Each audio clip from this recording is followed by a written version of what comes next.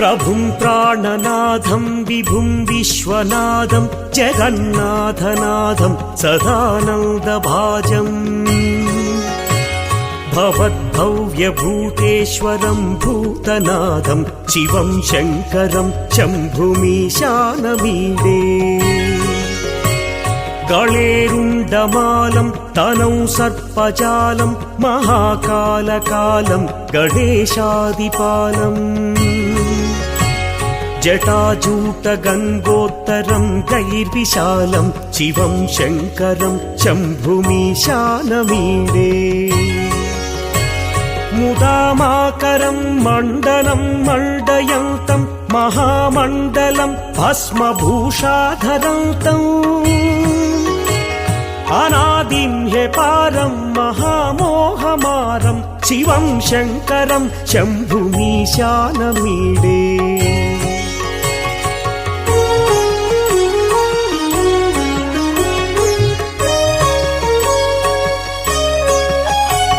वटाधो निवासं महाट्टाट्टहासं महापापनाशं सदा सुप्रकाशम् गिरीशं गणेशं सुरेशं महेशं शिवं शङ्करं शम्भुमीशानमीडे गिरीन्द्रात्मजा सङ्गृहीतार्धदेहं गिरौ संस्थितं सर्वदा पन्नगेहम् परब्रह्म ब्रह्मादिभिर्वन्द्यमानं शिवं शङ्करं शम्भुमीशानमीडे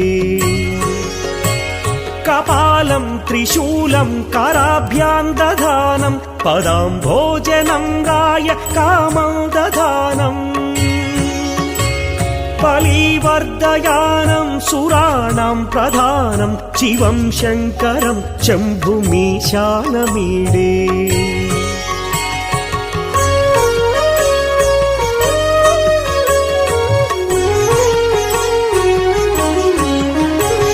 शरच्चन्द्रगात्रं गणानन्दपात्रं त्रिनेत्रं पवित्रं धनेशस्य मित्रम् अपर्णाकळत्रं सदा सच्चरित्रं शिवं शङ्करं शम्भुमीशानमीडे हरं सर्पहारं चिताभूविहारं भवं वेदसारं सदा निर्विकारम् श्मशाने वसन्तं मनोजं दहन्तं शिवं शङ्करं शम्भुमीशानमीडे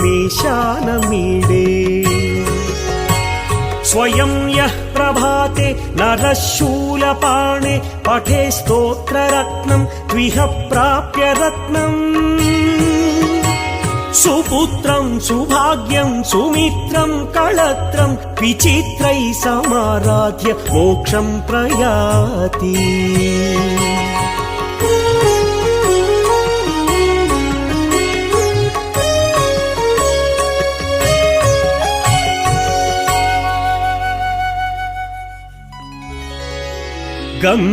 गंगातरंगरमणीय जटाकलापं गौरी निरंतर विभूषित वामभागं नारायण प्रियमनंगमदापहारं वाराणसीपुरपतिं भज विश्वनाथम् वाचामगोचरमनेक गुणस्वरूपं वागीश विष्णुसुरसेवित पादपीठम् वामेण विग्रहवरेण्य कळत्रवन्तं वाराणसीपुरपतिं भज विश्वनाथम् भूताधिपं भुजगभूषणभूषिताङ्गं व्याघ्राजिनाम्बरधरं जटिलं त्रिनेत्रं पाशाङ्कुशाभयवरप्रदशूलपाणिं वाराणसीपुरपतिं भज विश्वनाथम् सीतांशुशोभितकिरीटविराजमानम् फालेक्षणानलविशोषितपञ्चबाणम् नागाधिपारचितभासुरकर्णपूरम् वाराणसीपुरपतिं भज विश्वनाथम् पञ्चाननं दुरितमत्तमतङ्गजानां नागान्तकं धनुजपुङ्गवपन्नगानां दावानलं मरणशोकजराटवीनां वाराणसीपुरपतिं भज विश्वनाथम् तेजोमयं सगुणनिर्गुणमद्वितीयम् आनन्दकन्दमपि राजितमप्रमेयम् नागात्मकं सकलनिष्कळमात्मरूपं वाराणसीपुरपतिं भज विश्वनाथम् आशां विहाय परिहृत्य परस्य निन्दाम् उपेरतिं च सुनिवार्य मनः समाधौ आगाय हृत्कमलमध्यगतं प्रदेशम् वाराणसीपुरपतिं भज विश्वनाथम् रागादिदोषरहितस्वजनानुरागम् वैराग्यशान्तिनिलयं गिरिजासहायम् माधुर्यधैर्यशुभगं गरलाभिरामम् वाराणसीपुरपतिं भज विश्वनाथम् वाराणसीपुरपतेस्तवनं शिवस्य व्यासोक्तमष्टकमिदं पठिता मनुष्याः विद्यां श्रियं विपुलसौख्यमनन्तकीर्तिं सम्प्राप्य देहविलये लभते च मोक्षम् विश्वनाथाष्टकमिदं यः पठेच्छिव सन्निधौ शिवलोकमवाप्नोति शिवेन सह मोदते।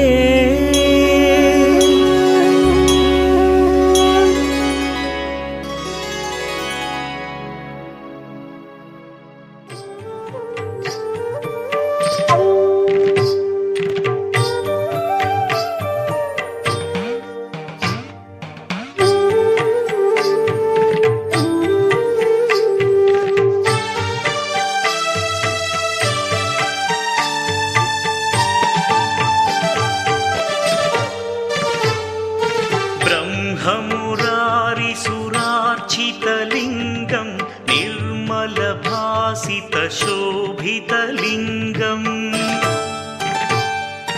जन्मज दुःखविनाशकलिङ्गं तत्प्रणमामि सदा शिवलिङ्गम् देवमुनिप्रवरार्चितलिङ्गं कामदहन करुणाकरलिङ्गम् रावणदर्पविनाशकलिङ्गं तत्प्रणमामि सदा शिवलिङ्गम्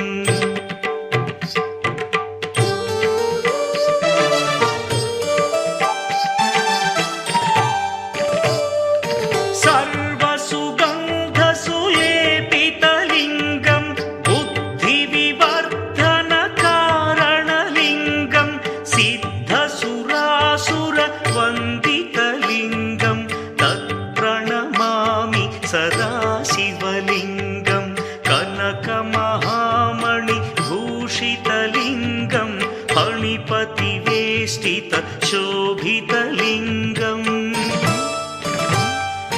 दक्षसुयज्ञविनाशनलिङ्गं तत्प्रणमामि सदा शिवलिङ्गम् कुङ्कुमचन्दनलेपितलिङ्गं पङ्कजहार सुशोभितलिङ्गम् सञ्चितपापविनाशनलिङ्गं तत्प्रणमामि सदा शिवलिङ्गम्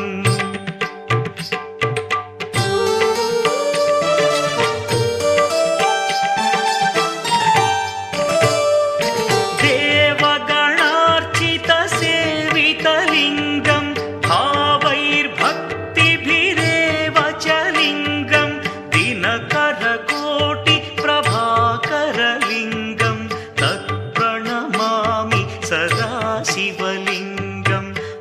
अष्टदलोपरिवेष्टितलिङ्गं सर्वसमुद्भवकारणलिङ्गम्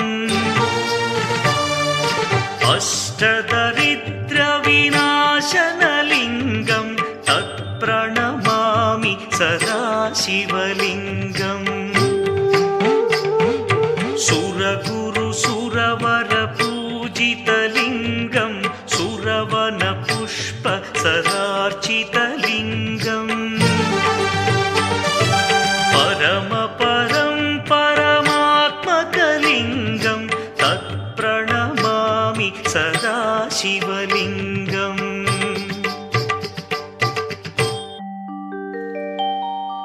लिङ्गाष्टकमिदं पुण्यं यः पठेच्छिवसन्निधौ शिवलोकमवाप्नोति शिवेन सह मोदते।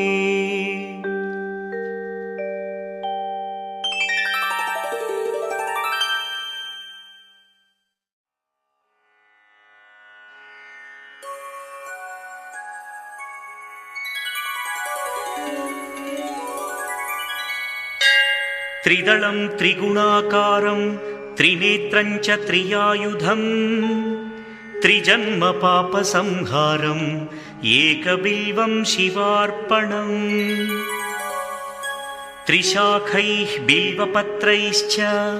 अच्छिद्रैः कोमलैः शुभैः तव पूजां करिष्यामि एकबिल्वं शिवार्पणम्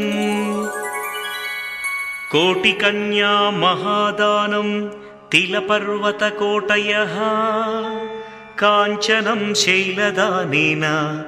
एकबिल्वं शिवार्पणम् काशीक्षेत्रनिवासं च कालभैरवदर्शनं प्रयागे माधवं दृष्ट्वा एकबिल्वं शिवार्पणम् इन्दुवारे व्रतं स्थित्वा निराहारो महेश्वरा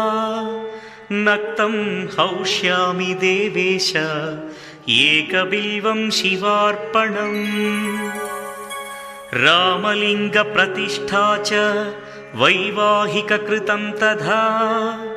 तटाकादि च सन्तानम् एकबिल्वं शिवार्पणम् अखण्डबिल्वपत्रं च आयुतं शिवपूजनं कृतं नाम सहस्रेण एकबिल्वं शिवार्पणम् उमया सह देवेश नन्दिवाहनमेव च भस्मलेपन सर्वाङ्गम् एकबिल्वं शिवार्पणम् सालग्रामेषु विप्राणां तटाकं दशकूपयो यज्ञकोटिसहस्रस्य एकबिल्वं शिवार्पणम् दन्तिकोटिसहस्रेषु अश्वमेधशतक्रतौ कोटिकन्या महादानम् एकबिल्वं शिवार्पणम् बिल्वानां दर्शनं पुण्यं स्पर्शनं पापनाशनम् अघोरपापसंहारम् एकबिल्वं शिवार्पणम् सहस्रवेदपाठेषु ब्रह्मस्थापनमुच्यते अनेकव्रतकोटीनाम् एकबिल्वं शिवार्पणम् अन्नदानसहस्रेषु सहस्रोपनयनं तथा अनेकजन्मपापानि एकबिल्वं शिवार्पणम् बिल्वाष्टकमिदं पुण्यं यः पठेच्छिवसन्निधौ शिवलोकमवाप्नोति एकबिल्वं शिवार्पणम्।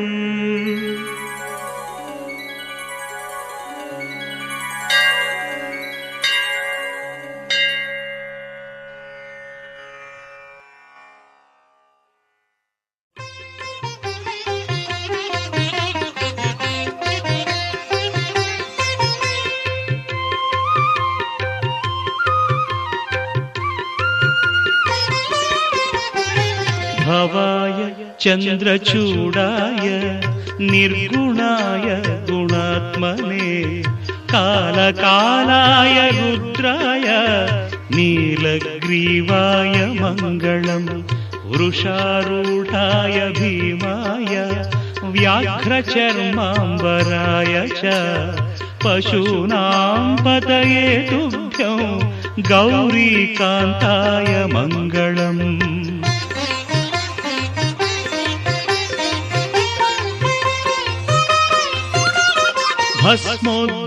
भस्मोद्धूलितदेहाय व्याळयज्ञोपवीतिने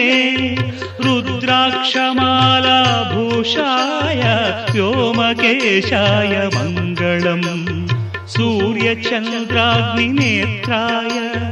नमः कैलासवासिने सच्चिदानन्दरूपाय प्रमदेशाय मङ्गलम्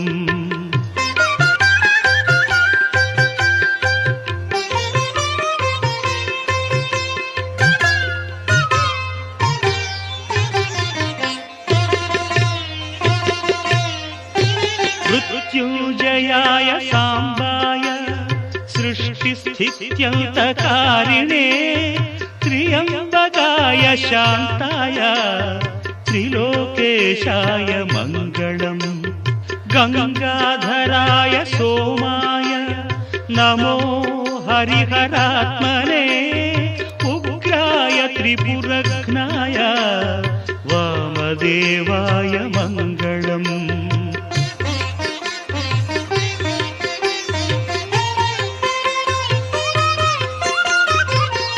सद्योजाताय शर्वाय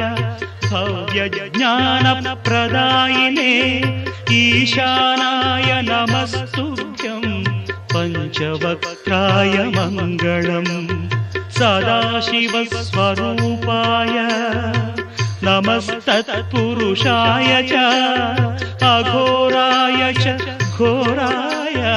महादेवाय मङ्गलम् श्रीचामुण्डा प्रेरितेन रचितं मङ्गलास्पदम् तस्याभीष्टप्रदं शम्भोः यः पठेन्म